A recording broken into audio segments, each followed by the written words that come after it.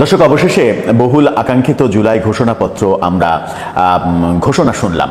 Professor Yunus ঘোষণা করলেন, অঝোরধারায় বৃষ্টি ঝরল এবং সেই বৃষ্টিকে মহান সৃষ্টিকর্তার আশীর্বাদ মেনে নিয়ে, আশীর্বাদ ভেবে সেই আশীর্বাদের কথা উল্লেখ করেই প্রফেসর ইউনূস ঘোষণাপত্র পাঠ করলেন।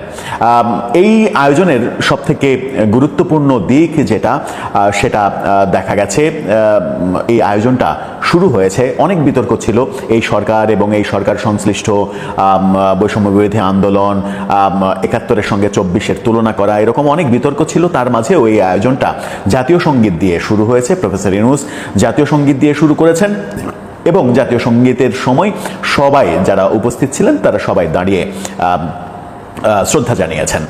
তখনও বৃষ্টি হচ্ছিল, ছাতা মাথায় দেখা গেছে। বৃষ্টিতে ভিজে ভিজেই এই কাজটা করেছেন। বৃষ্টি কেন হঠাৎ করে আজকে আসলো সেটা হয়তো দুই দল দুই ধরনের ব্যাখ্যা দেবে।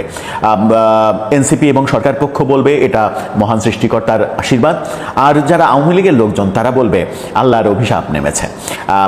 আবার কেউ কেউ কাব্যিক ভাষায় বলবেন যে ৫ আগস্ট প্রকৃতিও কাঁদলো, প্রকৃতিও এক চোট চোখের পানি ঝরালো, এরকম অনেক কথাই আসবে। যাই হোক, চলে যাই প্রধান উপদেষ্টার ঘোষণাপত্র, জুলাই ঘোষণাপত্র পাঠে। জুলাই ঘোষণাপত্রে আমরা কি কি পেলাম, নতুন কি পেলাম, কিংবা জুলাই ঘোষণাপত্র আদৌ কেমন হওয়া উচিত ছিল, এরকমই কি হওয়া উচিত ছিল নাকি অন্যরকম হতে পারত? জুলাই ঘোষণাপত্র থেকে আমরা কোনো ম্যাসিভ ইনফরমেশন পেলাম কিনা, কিংবা জুলাই ঘোষণাপত্র যেভাবে এনসিপি কিংবা বৈষম্য বিরোধী আন্দোলনের স্টেক হোল্ডাররা চাইছিল সেরকমটা হলো কিনা, রাজনৈতিক দলগুলো কি ভাবছে জুলাই ঘোষণাপত্র নিয়ে, রাজনৈতিক দলগুলোর বক্তব্য কি, রাজনৈতিক দলগুলো কি আগে থেকে এই ঘোষণাপত্র পড়েনি, তারা কি আজকেই প্রথম শুনলো, নাকি আগে থেকে পড়েছে, তারা তাদের মতামত জানিয়েছে, আজকে বিভিন্ন ধরনের নাটক মঞ্চস্থ করলো তারা, সেগুলো নিয়ে একটা ব্যাখ্যা বিশ্লেষণ করার চেষ্টা করব। জুলাই ঘোষণাপত্র থেকে আমরা আদতে কি পেলাম? বলছিলাম জুলাই ঘোষণাপত্র থেকে আমরা কি পেলাম। জুলাই ঘোষণাপত্র শেষে আমরা মির্জা ফখরুল পাশে দাঁড়িয়েছিলেন, তাকে হাততালি দিতে দেখেছি। তার মানে মির্জা ফখরুলের এটা পছন্দ হয়েছে। যদিও বিএনপির দলীয় অবস্থান পরবর্তীতে চেঞ্জ হয়ে যেতেও পারে, এরকম দৃশ্যও আমরা দেখতে পারি। কারণ রাজনীতিতে আসলে কখনো সৌজন্যতা দেখাতে হয়, কখনো ফরমাল কথা বলতে হয়, সেরকমটা আমরা দেখি। রাজনীতিতে কখন কোনটা ঘটবে সেটা বলা মুশকিল। জুলাই ঘোষণাপত্রে আমরা কি পেলাম? জুলাই ঘোষণাপত্র মূলত একটা মোটামুটি ইতিহাসের আংশিক পর্যবেক্ষণ, ইতিহাসের আংশিক পাঠ বলা যেতে পারে। জুলাই ঘোষণাপত্র শুরু হলো, খুবই ভালো লেগেছে শুনে, সেটা হচ্ছে মহান মুক্তিযুদ্ধের কথা দিয়ে শুরু করেছেন প্রফেসর ইউনূস, যেটা খুবই ভালো একটা দিক যে মুক্তিযুদ্ধকে ওন করে মুক্তিযুদ্ধের কথা দিয়ে শুরু করেছেন তিনি।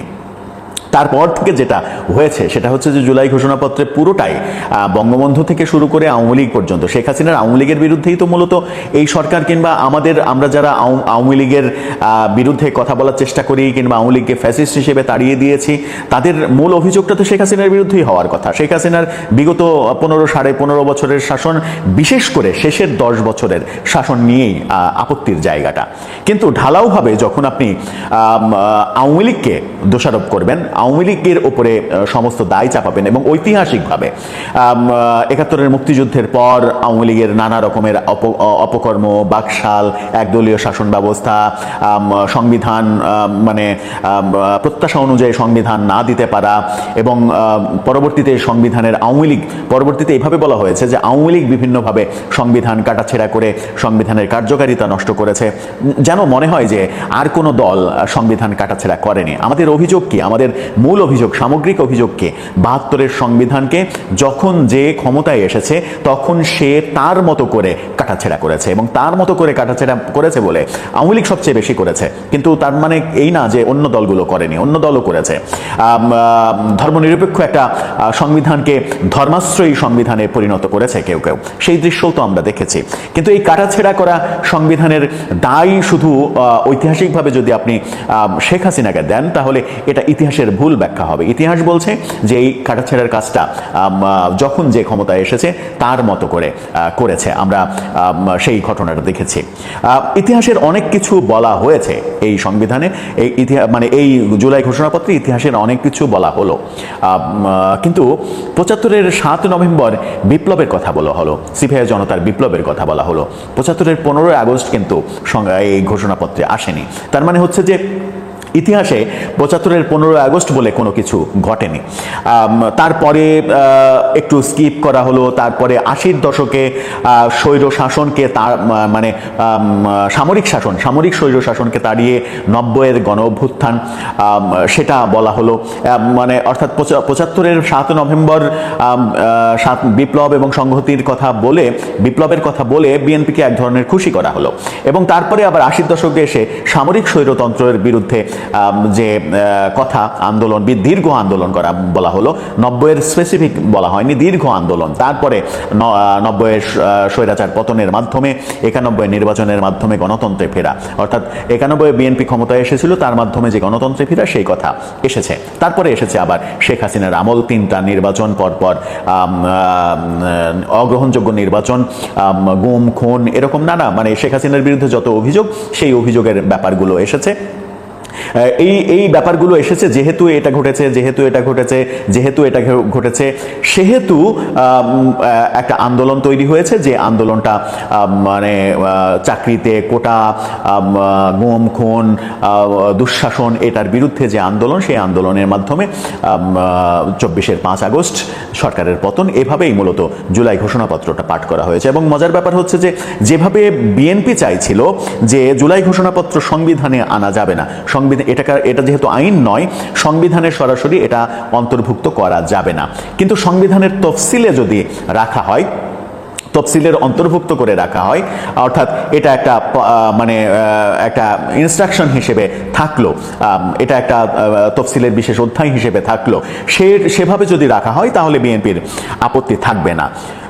প্রধান উপদেষ্টা আমরা দেখলাম যে সেটাই ঘোষণা করলেন, যে এই ঘোষণাপত্রকে, এই ঘটনাবলীকে সংবিধানের তফসিলে, পরবর্তীতে সংসদের মাধ্যমে সংবিধান সংশোধনী যখন হবে তার তফসিলে এটাকে অন্তর্ভুক্ত করা। তার মানে হচ্ছে যে মোটা দাগে বলা যায় যে বিএনপি এটাতে খুশি হয়েছে।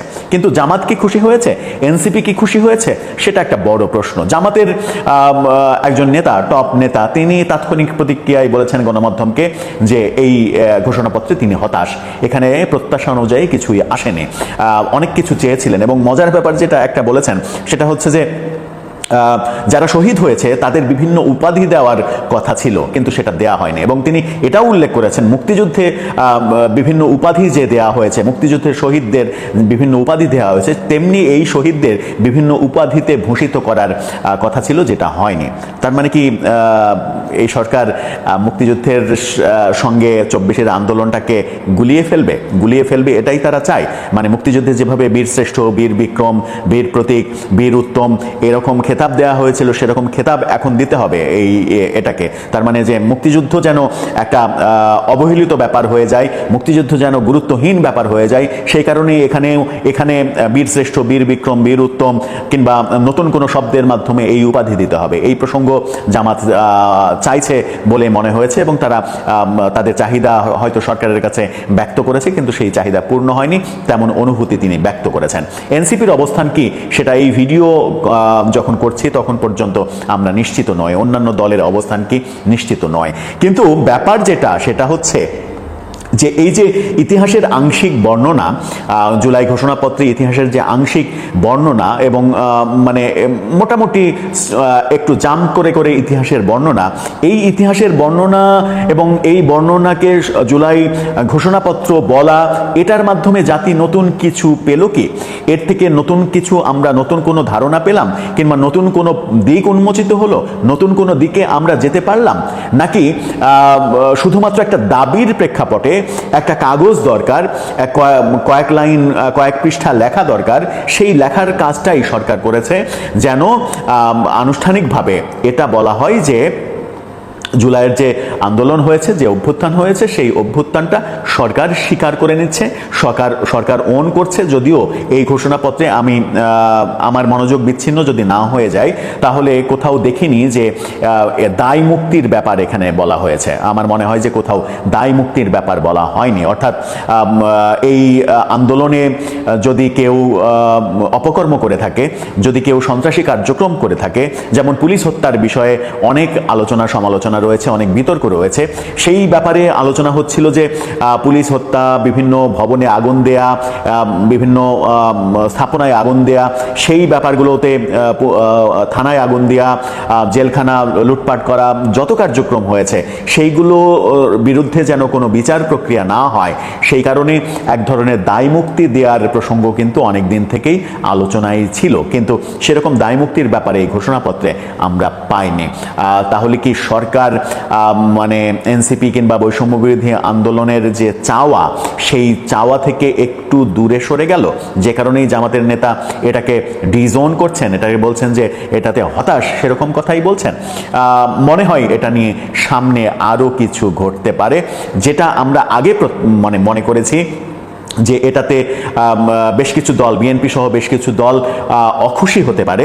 সেখানে আমরা দেখছি যে উল্টো চিত্রটাই এখন হতে বসেছে, অর্থাৎ বিএনপিই খুশি হবে, অন্য কিছু রাজনৈতিক দল এখানে কিংবা অন্য কোনো স্টেক হোল্ডাররা এখানে অখুশি হতে পারে। এরকম ঘটনা আমরা খুব দ্রুত দেখলেও অবাক হব না। শেষ পর্যন্ত এই ঘোষণা হলো যখন, তখন আমরা হাসনাত, সার্জিস, তাসনিম, যারা নাসিরউদ্দিন পাটোয়ারি, তাদেরকে এই আয়োজনে দেখলাম না।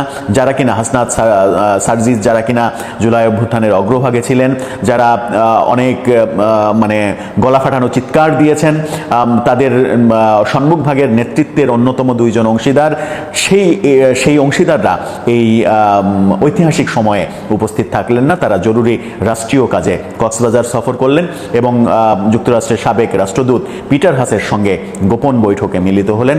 হয়তো সেখানে রাষ্ট্র গঠনের কোনো প্রক্রিয়া নিয়েই তারা আলোচনা করেছেন যে অভ্যুত্থানের 1 বছর তো হলো, আগামীতে রাষ্ট্র গঠন কোন প্রক্রিয়ায় হতে পারে। মহা ধুমধামে মহা আয়োজনে প্রধান উপদেষ্টা ডক্টর মোহাম্মদ ইউনূস সাহেব যে ঘোষণাপত্র উপস্থাপন করলেন জাতির সামনে, এতে কার কি লাভ হলো, কোন দলের কতখানি লাভ হলো, অথবা সাধারণ মানুষের এতে কি ঘটলো?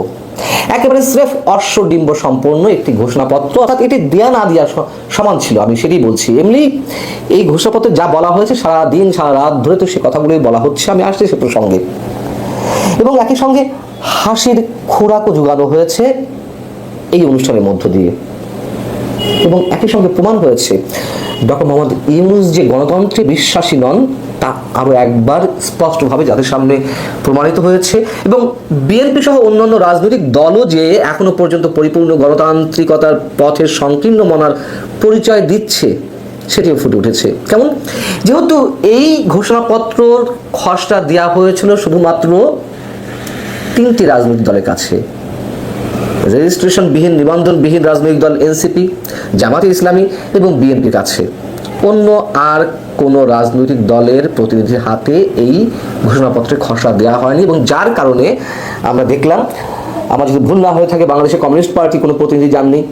গণ অধিকার পরিষদের নেতারা তো আগেই ঘোষণা দিয়েছেন তারা এই অনুষ্ঠানে যাবেন না, যেহেতু তাদের হাতে কোনো খসড়া দেওয়া হয়নি, পর্যালোচনা বা বিশ্লেষণ করার মতন সুযোগ তারা পাননি বা তাদেরকে দেওয়া হয়নি।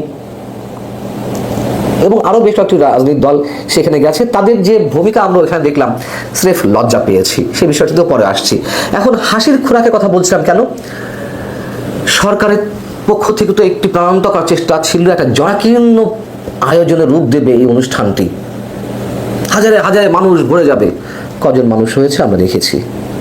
সবচেয়ে বড় কথা, 30 লাখ টাকারও বেশি খরচ করে 8 জোড়া ট্রেন ভাড়া করা হলো একেবারে অভূতপূর্বভাবে প্রধান উপদেষ্টার অনুষ্ঠানের লোক আনার জন্য দেশের বিভিন্ন স্থান থেকে। সবকটির কথা আপাতত বলতে পারছি না। যেমন ফরিদপুরের ভাঙ্গা থেকে একটি স্পেশাল ট্রেন, সরকারের ভাড়া করা একটি স্পেশাল ট্রেন ঢাকামুখী হয়েছিল 676 আসনের। কজন যাত্রী এসেছে?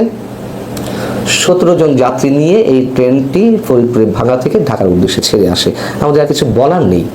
অর্থাৎ মানুষ যে কতটা বিরক্ত, চাইলেই সরকার ডাকবে অথবা টাকা দিলেই, লোকে হাতে টাকা দিলেই যে আসবে, আমরা জানি না টাকা দিয়েছে কিনা, লোক আমরা কোথেকে, টাকার বিনিময় ছাড়া অথবা এনসিপি লোকজন ছাড়া আর কারা আসবে? এতে ডাকলেই চলে আসবে, বিষয়টি এরকম নয়।